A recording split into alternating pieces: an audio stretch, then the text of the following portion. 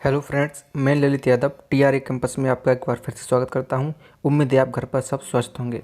हम भारतीय संविधान से विभिन्न परीक्षाओं में पूछे गए क्वेश्चंस की चैप्टर बाय सीरीज चला रहे हैं। उम्मीद है आपको वीडियो पसंद आती होगी।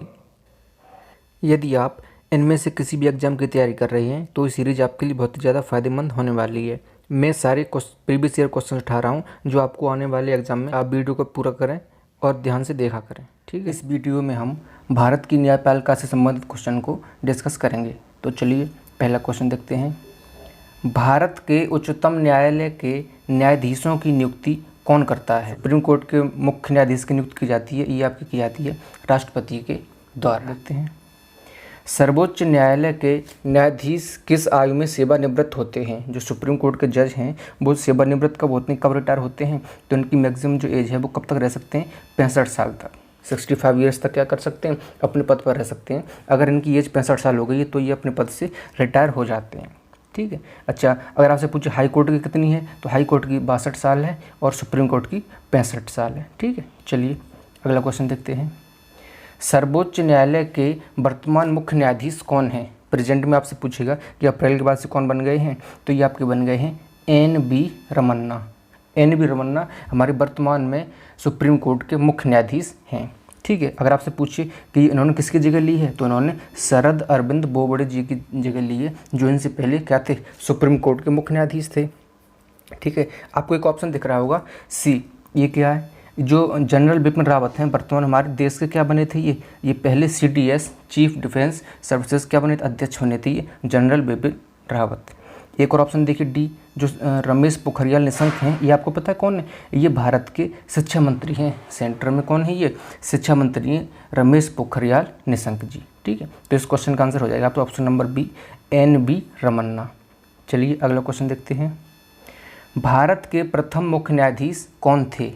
भारत के प्रथम मुख्य न्यायाधीश कौन थे? यानी जो पहले बने थे, ये कई बार क्वेश्चन पूछा गया है, कई एग्जाम में पूछा है, रिपीटेड क्वेश्चन है कि पहले मुख्य न्यायाधीश कौन थे? तो ये थे आपके हीरालाल जे कानिया। हीरालाल जे कानिया। ठीक है, आपको याद रखना है ये और कुछ नहीं। चलिए अगला क्वेश्चन देखते हैं। भारत में प्रथम सर्वोच्च न्यायालय की स्थापना कब और कहाँ की गई थी? भारत में जो सबसे पहले स्थापना की गई थी वो कब और कहाँ की गई थी?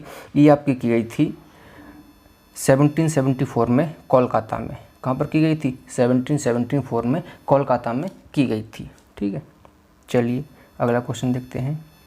भारत में सर्वोच्च न्यायालय की स्थापना किस अधिनियम के तहत की गई थी? जो सुप्रीम कोर्ट 1774 में बना था आपका, मैं पिछले क्वेश्चन बनाया था, ये किस अधिनियम के तहत बनी थी? तो ये आपका बना था 1773 का रेगुलेटिंग एक्ट। 1773 का रेगुलेटिंग एक्ट आया था, उसमें प्रावधान किया गया था कि देश में क्या होना चाहिए? सुप्रीम कोर्ट होना चाहिए। इसी के तहत 1774 में भारत का पहला क्या बना था?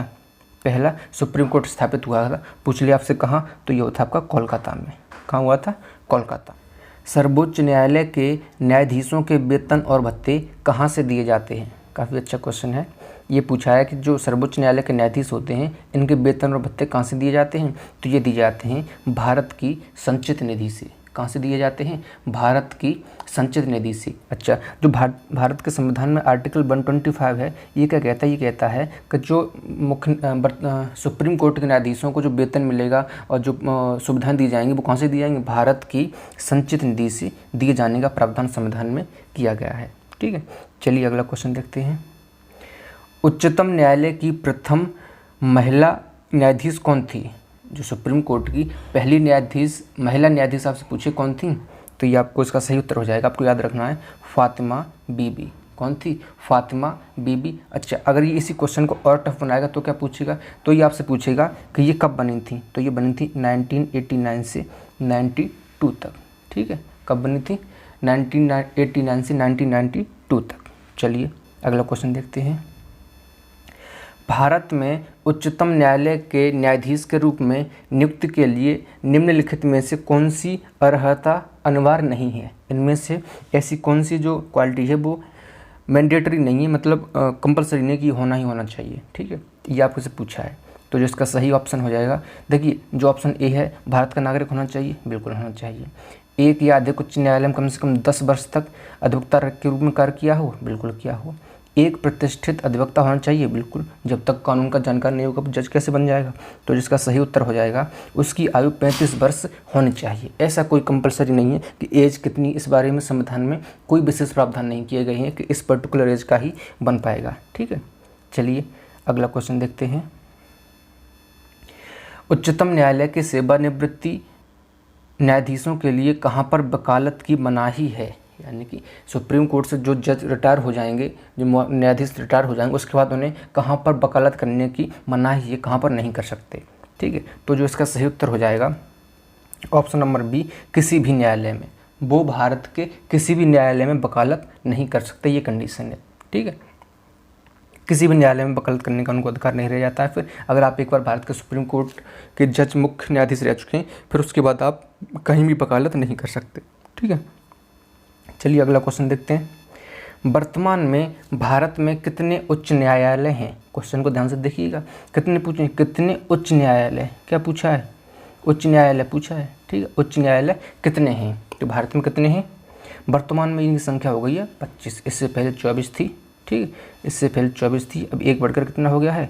ये हो गया है 25। कितनी हो गई है? 25। चलिए अगला क्वेश्चन देखते हैं। उच्च न्यायालय के न्यायाधीशों को उसके पद से कौन हटा सकता है? जो सुप्रीम कोर्ट के मुख्य न्यायाधीश होते हैं उन्हें उसके पद से कौन हटा सकता है? ये शक्ति किसके पास होती है? ये पूछा है क्वेश्चन में। तो मैं आपको उसका सीधा उत्तर बता देता हूँ। ऑप्शन नंबर ए इसका सही हो जाएगा। यानी कि जब संसद के दोनों सदन मिलकर क्या करते हैं, विशेष बहुमत से एक कोई बिल पारित करा लेते हैं, तो ठीक क्या हो जाता है, इसके द्वारा हम सुप्रीम कोर्ट के मुख्य न्यायाधीश को उसके पद से हटा सकते हैं। लेकिन इसमें कंडीशन है, जो उन्हें हटाने का जो कारण होगा वो क्या होना चाहिए? या तो उनका कदाचार, किस बेसिस पर हटा सकते हैं? कदाचार। और दूसरा होता है असमर्थता। असमर्थता। ठीक है, आप ये साबित कर दीजिए कि जो सुप्रीम कोर्ट के मुख्य न्यायाधीश हैं वो अपने कर्तव्यों को निर्वाह करने में असमर्थ हैं, या तो इस बेसिस पर, या फिर कदाचार पे, या वो गलत काम कर रहे हैं, शक्तियों का दुरुपयोग कर रहे हैं, तो आप उनको हटवा सकते हैं। ठीक है, किस बेसिस पर हटाया जाए, किस तरीके से, किस विधि द्वारा? तो विशेष बहुमत से संसद के प्रस्ताव पर। आप संसद से विशेष प्रस्ताव को पारित कराएंगे तो आप इस तरीके से उन्हें हटा सकते हैं। आपसे पूछेगा किस अनुच्छेद में प्रावधान दिया गया है, तो ये दिया गया है अनुच्छेद 217 में। ठीक है, चलिए अगला क्वेश्चन देखते हैं।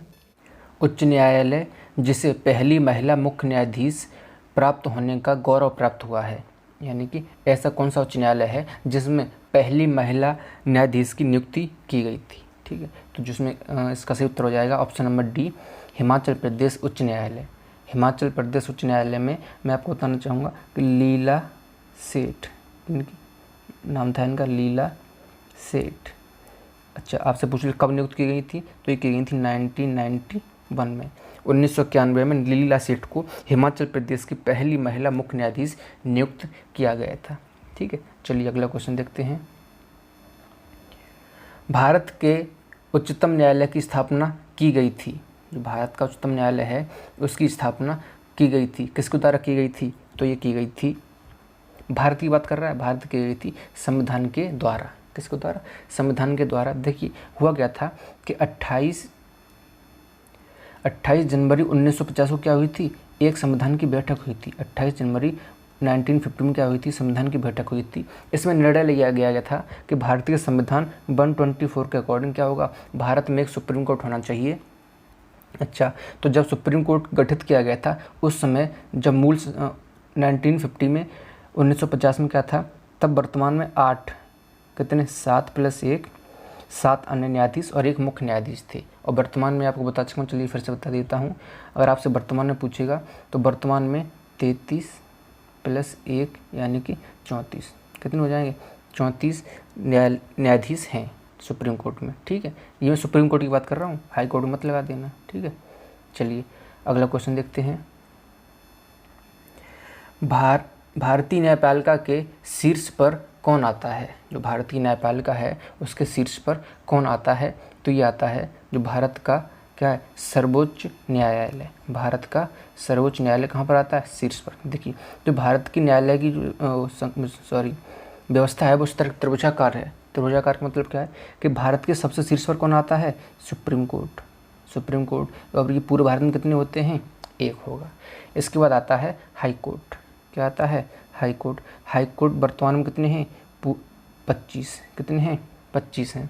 अच्छा, इसके बाद आपका आता है जिला न्यायालय, जो कि क्या होता है, हर जिला में एक होता है, ठीक है। इसी तरह से मुंसिफ आता है, फिर ग्राम पंचायत आती है, इस तरह से। तो भारत का सबसे टॉप पर देखा जाए तो कौन है? सबसे टॉप पर हो जाता है सुप्रीम कोर्ट, ठीक है, सर्वोच्च न्यायालय।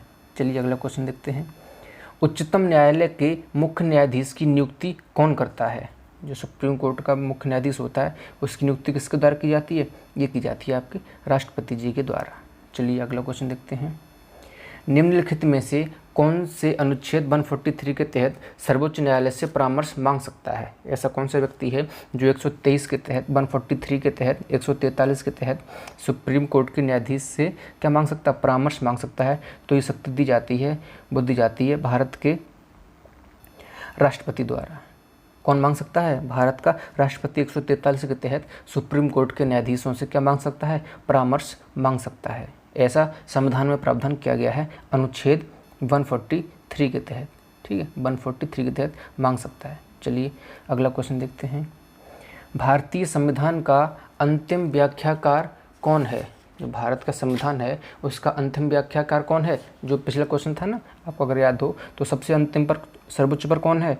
ये है आपका सर्वोच्च न्यायालय, ठीक है, अंतिम व्याख्याकार सर्वोच्च न्यायालय। किसी राज्य में चुनाव याचिका पर फैसला करने की शक्ति किसके पास है? देखिए राज्य की बात हो रही है तो राज्य में तो क्या होता है? सबसे उच्च पर उच्च न्यायालय होता है। अगर पूरे देश की बात करता है तो सर्वोच्च न्यायालय हो जाता। तो इस प्रश्न का सही उत्तर हो जाएगा ऑप्शन नंबर सी, उच्च न्यायालय। इनमें से कौन अंतिम अपीलीय न्यायालय है? इनमें से कौन सा ऐसा है जो अंतिम अपीलीय न्यायालय है? तो ये हो जाए, देखो ऐसा कौन सा न्यायालय है जहाँ पर आप कर सकते हो उसके बाद कहीं पर आप नहीं जा सकते, तो ये अंतिम होता है, ये होता है सर्वोच्च न्यायालय। अगर सर्वोच्च न्यायालय ने आपका कोई भी मुकदमा खारिज कर दिया या कोई निर्णय दे दिया तो वो सर्वमान्य होता है, इसके खिलाफ आप कहीं पर अपील नहीं कर सकते। अगर आपका जो केस है वो क्या हो जाए, हाई कोर्ट से क्या हो जाता है, मतलब आप हाई कोर्ट के फैसले से संतुष्ट नहीं है तो आप कहाँ जा सकते हैं? सुप्रीम कोर्ट में जा सकते हैं। और अगर आप सुप्रीम कोर्ट ने आपको कोई सज़ा दे दी या कोई अपना ऑर्डर सुना दिया तो आप क्या कर सकते हैं? तो आपके पास कहीं भी जाने की कोई ऑप्शन नहीं होता है, ठीक है। तो अंतिम अपीली कौन सा हो जाएगा? सर्वोच्च न्यायालय। चलिए अगला क्वेश्चन देखते हैं। भारत में पहली बार उच्च न्यायालय कहाँ स्थापित किया गया था? यानी कि जो भारत में, देखिए अभी तक जो हमने किए तो क्वेश्चन ज़्यादातर किससे रिलेटेड थे? सुप्रीम कोर्ट से। अब हम पढ़ रहे हैं इसमें हाई कोर्ट पे आ गए। तो हाई कोर्ट में पहली बार कहाँ किए गए थे? ये आपके 3 जगह पर किए गए थे, बॉम्बे, मद्रास और कोलकाता। तो ऑप्शन नंबर कौन सी हो जाएगा? Option number B, Bombay, Madras और कोलकाता, ठीक है। आपसे पूछो वर्तमान में कितने हैं? तो वर्तमान में 25। चलिए अगला क्वेश्चन देखते हैं। उच्च न्यायालय के न्यायाधीश की सेवानिवृत्ति आयु क्या होती है? किसकी पूछी है? उच्च न्यायालय की, ठीक है, उच्च न्यायालय की पूछी। तो उच्च न्यायालय की होती है 62 साल। कितनी होती है? 62 साल। हाई कोर्ट, ठीक है। आपसे सुप्रीम कोर्ट के पूछ लो तो 65 भी है। सुप्रीम कोर्ट की होती है 65 साल, हाई कोर्ट की होती है 62 साल। आप ऐसे याद रख लो, जो सुप्रीम में सबसे बड़ा है इसलिए 65 साल है, और जो हाई कोर्ट है वो उससे थोड़ा छोटा है तो 62 साल है। चलिए अगला क्वेश्चन देखते हैं। उच्च न्यायालय के न्यायाधीशों को पद की शपथ किसके द्वारा दिलाई जाती है? जो यानी कि उच्च न्यायालय होते हैं उनके पद की शपथ किसके द्वारा दिलाई जाती है? ठीक है, तो ये किसके द्वारा दिलाई जाती है? ये दिलाई जाती है जो संबंधित राज्य का क्या होता है? राज्यपाल। जो संबंधित राज्य का राज्यपाल होता है वही क्या करता है? हाई कोर्ट के न्यायाधीश को शपथ दिलाता है, और नियुक्ति राष्ट्रपति के द्वारा की जाती है। आपको इतना याद रखना है। चलिए अगला क्वेश्चन देखते हैं। किस अनुच्छेद के तहत कोई भी व्यक्ति मूल अधिकारों का हनन होने पर सीधे उच्च न्यायालय जा सकता है? कहाँ जा सकता है? उच्च न्यायालय जा सकता है। अगर आपके मूल अधिकारों को हनन होता है तो ये जा सकता है अनुच्छेद 226 के तहत। ठीक है, याद रखना, आपको क्या याद रखना है? उच्च न्यायालय पूछा है, उच्च न्यायालय पूछेगा तो 226 के तहत, और आपसे पूछ ले कि सुप्रीम कोर्ट में किसके तहत जा सकता है, तो सुप्रीम कोर्ट में जा सकता है अनुच्छेद 32 के तहत। ठीक है, संविधान में प्रावधान किया गया है अगर आपके मौलिक अधिकारों का हनन हो रहा है तो आप सुप्रीम कोर्ट में जा सकते हैं अनुच्छेद 32 के तहत, और हाई कोर्ट में जा सकते हैं अनुच्छेद 226 के तहत। ठीक है, चलिए अगला क्वेश्चन देखते हैं। मध्य प्रदेश उच्च न्यायालय की खंडपीठ स्थित है, यानी कि इसका जो हाई कोर्ट है उसकी पीठ कहाँ स्थित है? तो ये आपकी स्थित है इंदौर में। कहाँ पर है? इंदौर में। कुछ लोग जल्दबाजी में ग्वालियर लगा देंगे या भोपाल लगा देंगे, लेकिन नहीं, कहाँ पर है? इंदौर में। ठीक है, चलिए अगला क्वेश्चन देखते हैं। जिला न्यायालय के न्यायाधीशों की नियुक्ति किसके द्वारा की जाती है? जो जिला न्यायाधीश होते हैं उसकी नियुक्ति किसके द्वारा की जाती है? ये की जाती है राज्यपाल के द्वारा। जो राज्य का राज्यपाल होता है वही जिलों में अलग अलग क्या करता है? न्यायाधीशों की नियुक्ति करता है। चलिए अगला क्वेश्चन देखते हैं। जिला न्यायाधीश किसके नियंत्रण के अधीन होते हैं? जिला जो न्यायालय के न्यायाधीश होते हैं किसके अधीन होते हैं?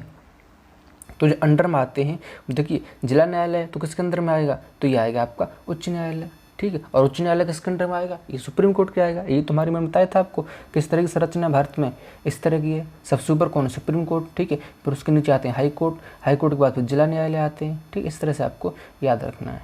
चलिए अगला क्वेश्चन देखते हैं। उत्तर प्रदेश उच्च न्यायालय की पीठ स्थित है, जो यूपी है उसकी पीठ कहाँ स्थित है? तो जो इसका सही उत्तर हो जाएगा ये हो जाएगा आपका प्रयागराज। कहाँ पर है? प्रयागराज, ठीक है। तो आई होप कि आपको समझ में आ गया होगा और ये अंतिम क्वेश्चन था। अगर आपको वीडियो पसंद आई हो तो वीडियो को लाइक शेयर जरूर करें और चैनल को सब्सक्राइब करना ना भूलें और वीडियो को ज़्यादा से ज़्यादा लोगों तक पहुँचाने की कृपया करें। पूरे वीडियो देखने के लिए बहुत बहुत धन्यवाद।